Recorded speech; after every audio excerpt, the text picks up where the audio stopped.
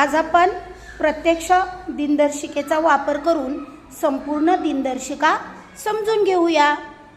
तर आता मला सांगा, तुमच्या सर्व मुलांकडे दिनदर्शिका आहे। त्या दिनदर्शिकेमध्ये कोणता महिना आहे? ऑक्टोबर। बरोबर। साल कोणता आहे रे? 2024। आदिराज, कोणतं साल आहे? 2024। बरोबर। या 2024 ऑक्टोबरमध्ये आज किती तारीख आहे पहा बरं? Very good, 19। आता मला सांगा, या महिन्यामध्ये रविवार किती आलेले आहेत? 4। पाहून सांगायचं किती रविवार आलेले आहेत? 4।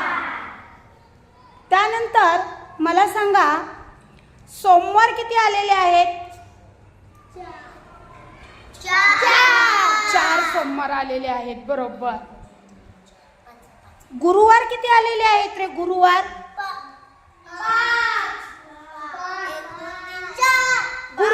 गुरुवार नीट बघ 5 गुरुवार आलेले आहेत। किती गुरुवार आलेले आहेत? 5। आदिराज, तू सांग, या महिन्यामध्ये रविवार सोडून सुट्ट्या किती आलेल्या आहेत रे? बघा, पाहून सांगा।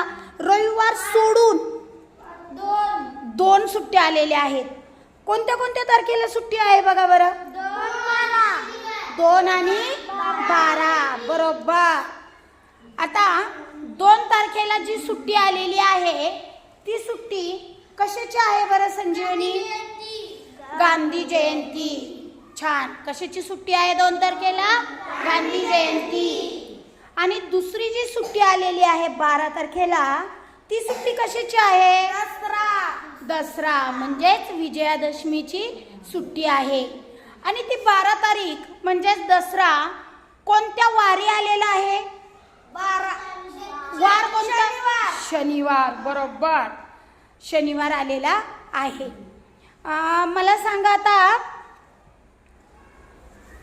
या महिन्यामध्ये 8 तारीख कोणत्या वारी आलेली आहे? मंगळवारी। बरोबर। त्यानंतर 27 तारीख कोणत्या वारी आलेली आहे? तुम्ही सांगा रे। 27 तारीख पहा नीट।